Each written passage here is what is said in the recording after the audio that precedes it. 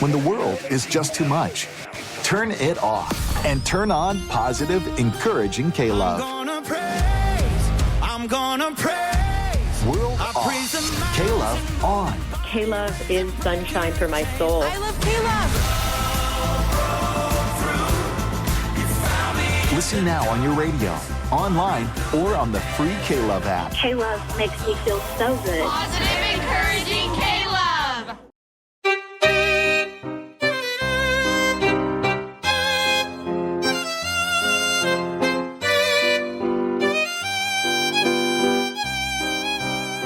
Thank you for listening to The History of the Papacy. I'm your host, Steve. You can find show notes, how to contact me, sign up for our mailing list, and how to support The History of the Papacy by going to our website, a2zhistorypage.com. Speaking of supporting the show, Patreon is the great way to do that, and we are at patreon.com/History of the Papacy, or just going over to History of the Papacy and Patreon and searching for History of the Papacy. Now, for our Patreon, there's 4 tiers: Antioch, Alexandria, Constantinople, and Rome. Inclusion on the History of the Papacy Diptychs is your biggest bonus, because that is how you will be commemorated. And the earlier you sign up, the higher you will be on the list of those who are commemorated, those supporters who are commemorated.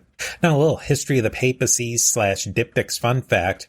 The tallest statue of a pope is located in Częstochowa, Poland. The Colossus of Pope St. John Paul II with outstretched hands stands at over 13 meters or 45 feet tall. Now let us commemorate the Patreon patrons on the History of the Papacy Diptychs. We have Roberto, Joran, William B., Brian, Jeffrey, Christina, John, Sarah, and William H. at the Alexandria level, Doppel, Paul, Justin, Lana, and John, all of whom are magnificent at Constantinople and reaching that ultimate power and prestige that of the See of Rome. We have Peter the Great, Leonard the Great, and Alex the Great. As you well know, we are a member of the Parthenon Podcast Network, featuring great shows such as James Early's Key Battles of American History, among many other great shows on that network. Now, this episode is the beginning of the end of the Middle Ages, that is. Every scholar arranges the historical phases or eras of the papacy in slightly different ways. I'm no scholar, but I want to get on the game anyway. I made a case for the papacy having an incredibly long phase that lasted from 752 AD to 1878. In this series, we are going to explore why that Middle Ages era definitively ended in 1878. With that, here is the next piece of the mosaic of the history of the popes of Rome and Christian Church.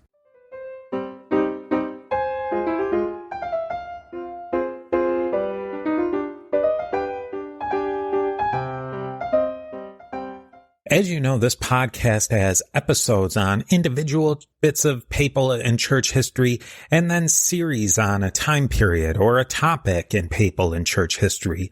This is the first episode in a new series that will tie in with our series on the Byzantine dominance of the papacy. If you haven't listened to that one, or it's been a while, go back and listen. But it will help you with this new series. Now, it's been a little while, but if you're caught up with the podcast, let's just quickly review. We ended with the death of Pope Zacharias, Zachary,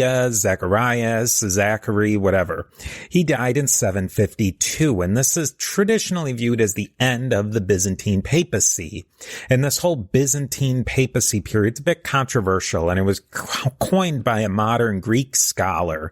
But in short, it's a period where people of Eastern extraction, Greeks, Syrians, Eastern Mediterraneans, ran the church in Rome and heavily influenced Western Christianity. They influenced the liturgy, practice, theology, such things, really big things as Marian devotion, learning, and language. Almost every single pope in this era was either from the East or their family was from the East. There was only one pope in this whole time period, 2 popes who were Latin Romans or Latins born in Italy or in the environs of Rome. All the others were, even if they were born in Italy, Sicily, they were of Eastern extraction. Now, I really suggest you go back and listen to those episodes and go back and listen to any other ones you want to. But in short, I put out a YouTube exclusive video, The History of the Papacy in 10 Minutes, where I laid out the epochs of the papacy as I see them. I had number 1, the ancient papacy, which was basically from the beginning up to 325 AD. Secondly, I had the late antiquity papacy that went from 325 to the early 500s. I count the Byzantine papacy, which goes from the 500s to 752. Then the Middle Ages papacy from 752 to 1878. The post-Middle Ages papacy that went from the 1870s to 2013, and then maybe a postmodern papacy. And this one's still up for debate, and we'll have to kind of see how things play out in the next few years. I highly suggest you watch that video and that whole video series. And in that video, I summarize each era and why I broke up the papacy in such a way. This is all definitely debatable, so I would love to hear what you think.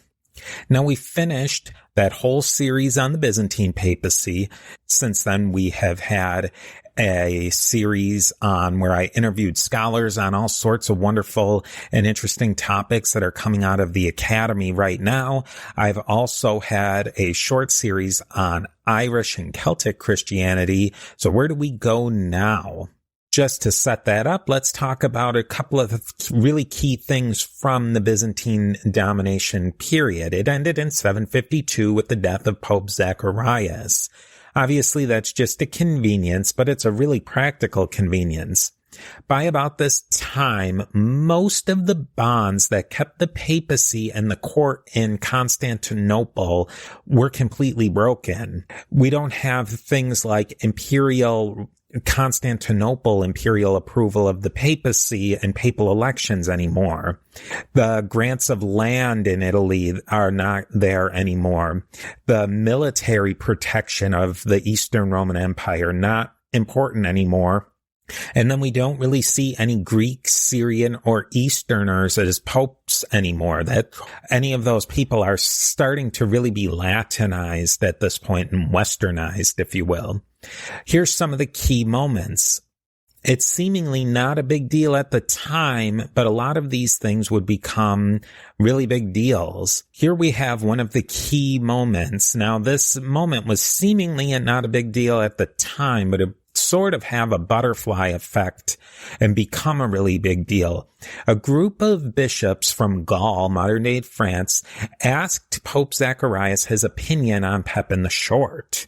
We'll get into more detail of this, but in short, Pepin's dad was Charles Martel, and his son was Charlemagne. Pepin's dad was Charles Martel of the famous Battle of Tours fame and all of that. Pepin's son was Charlemagne. Pepin was effectively the king of the Franks in all but name. He was called the mayor of the palace. The bishops from Francia asked Zacharias if they thought it would be okay for Pepin to, just be king. He's pretty much the king in all but name, but we got this other guy who's the king. Zacharias says, hey, sure. Now, this is the very broad overview, but you get the drift. The politics of the papacy switched focus. They're not so much focused on what's happening only in Rome and what's happening in the East. They're starting to focus their attention on the bigger issues going on in Western Europe. Now we have some political powers in the West. We have Francia, which would eventually become the nations of France and the Holy Roman Empire. We have England. We have some powers in northern Italy, and we have powers in southern Italy. Then we have Spain. And lest we forget, we have a proto-idea of the papal states. Now, how do you balance the popes are really going to start considering how to balance all of these powers and then forward papal theological and secular powers. securing secular power for the popes in central Italy was really important. And we start to see this idea of the popes as secular princes of the papal states through such things as the donation of Constantine, the forgery that comes out about this time. But we'll get into all of that. These concerns of secular power and religious power in one way or the other dominated the papacy for the next 1,000+ years. So where are we going to start? With Pope Stephen II, who reigned for a few years after Pope Zacharias? Nope.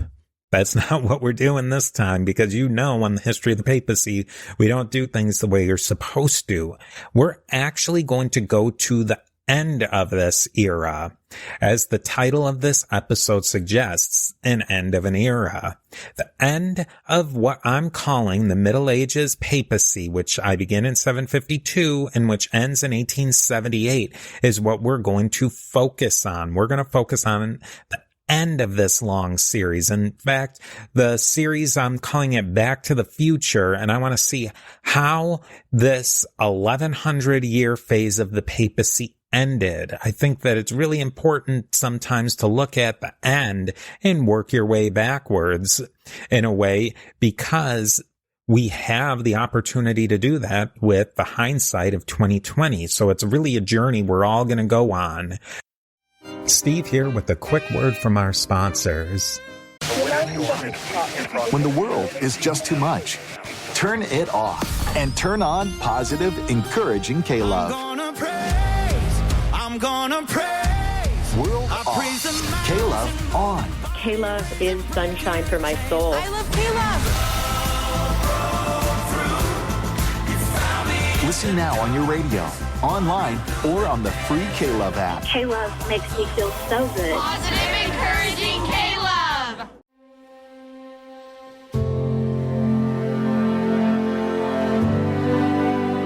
Hello, I'm David Jeremiah. And after 250 years, America has much to celebrate.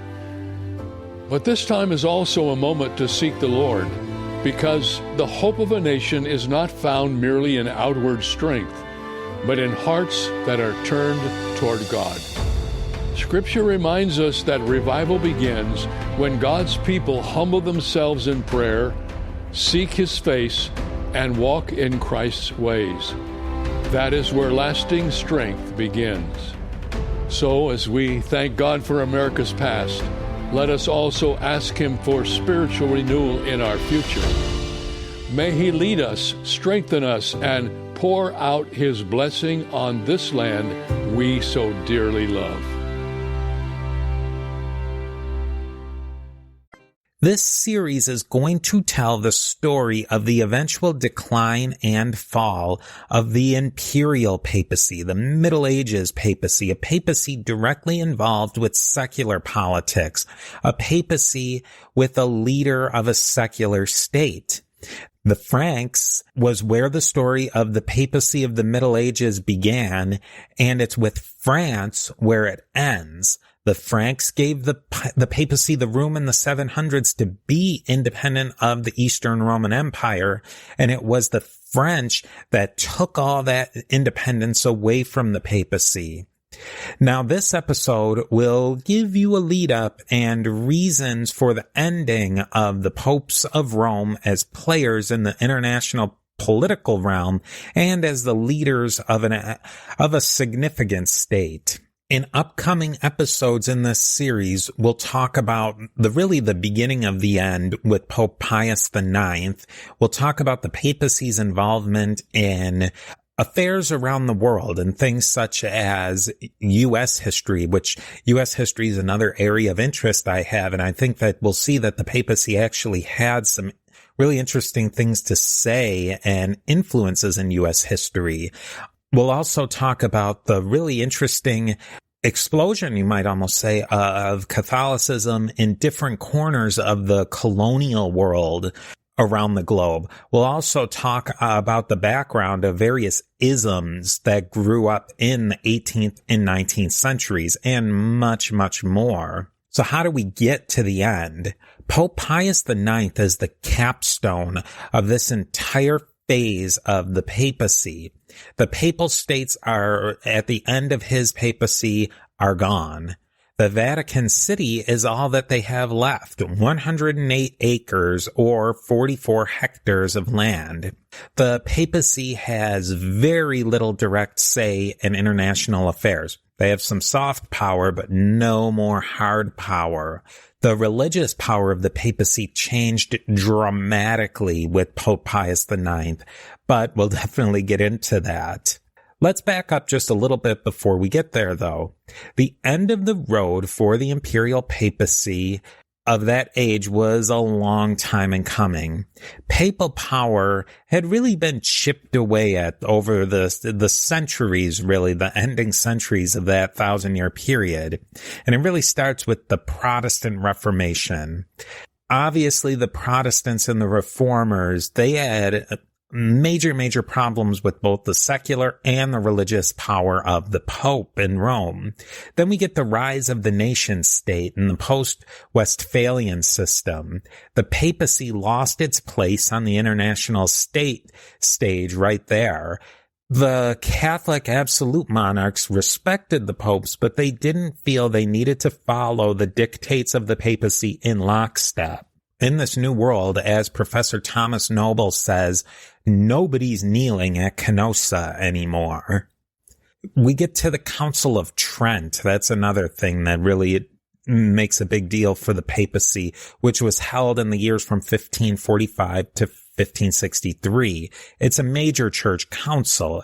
It reformed many aspects of the Catholic Church. It made better administration. It reformed the Mass, the Catechism, the liturgy, the scriptures, everything.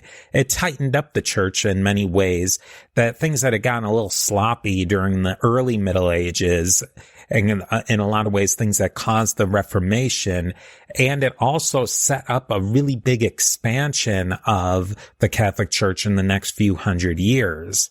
It kind of got the momentum of the Catholic Church. The Catholic Church had taken a big hit from the Protestant Reformation, and now it's getting its groove back, for a lack of a better term.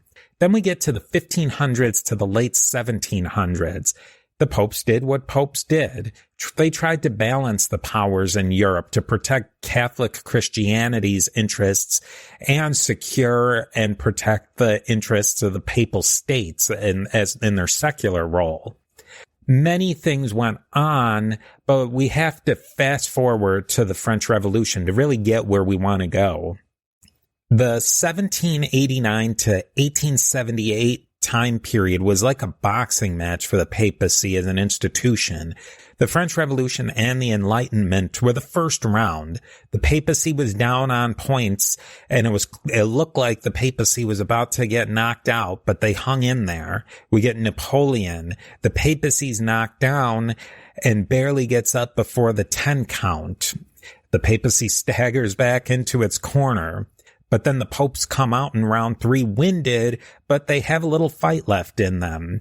The wars of Italian independence and Italian unification and the massive upheavals of the revolutions of 1848 and all these populism things, it's another body blow for the papacy. The papacy, again, wasn't knocked out, but it's still losing on points. And nothing will ever be the same for the papacy after this fight. And we'll have to kind of see, what's the ending for the papacy at the end of 1878? Has the papacy lost on points? Or is the papacy, in a way, the winner on points? That's what we're going to have to decide. Now, let me put that whole boxing metaphor to sleep, and it shall never come again. But continuing, the reign of Pope Pius IX was the best possible way to end this 1100-year epoch of the papacy. You couldn't write a better ending. The secular political powers of the Pope are gone. The popes lost their direct power in European diplomacy. That's gone. They would never be able to prevent a European leader from doing something or get a leader to do anything major again through their secular power. They're going to have to go with that soft power. But out of the ashes, a very different Catholic Church and a very different papacy arise.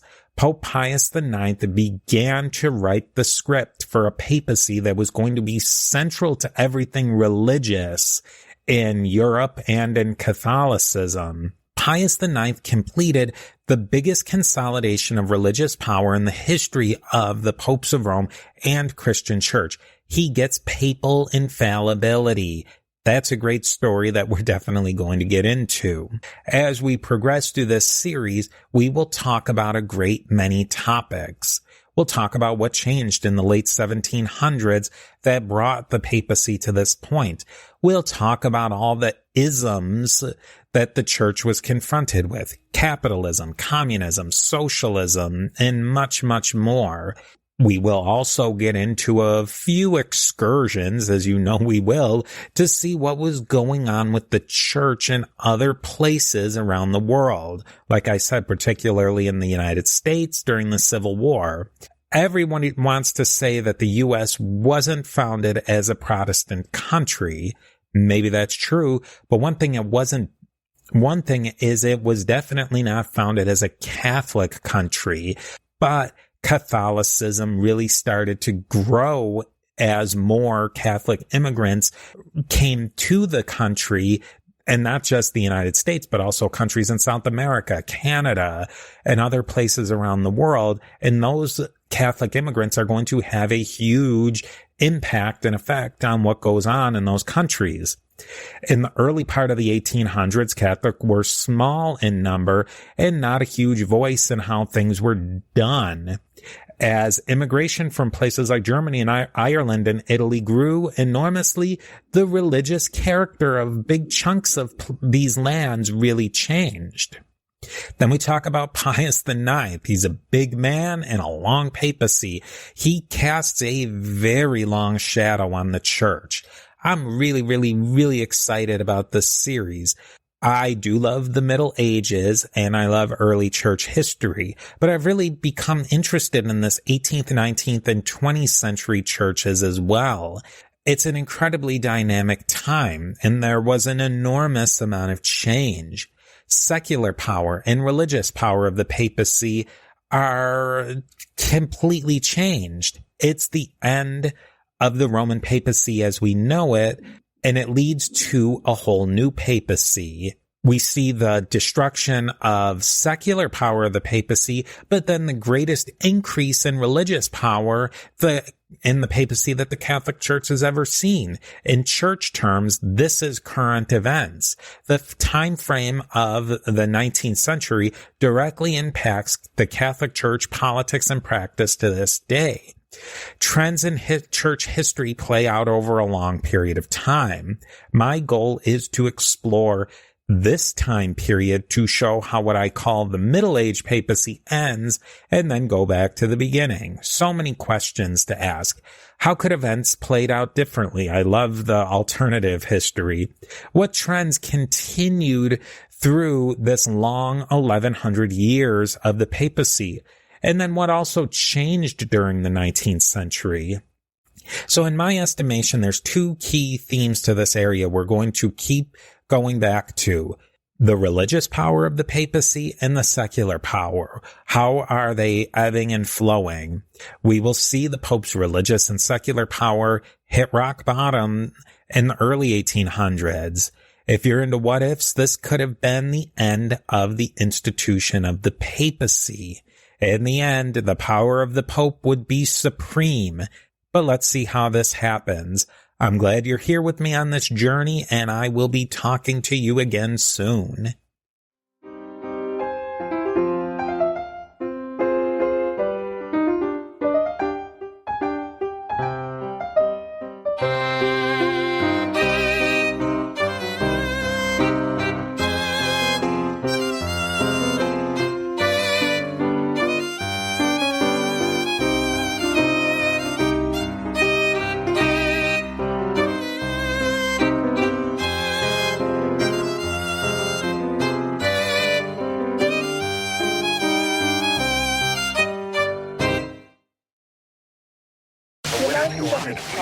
When the world is just too much, turn it off and turn on positive, encouraging K-Love.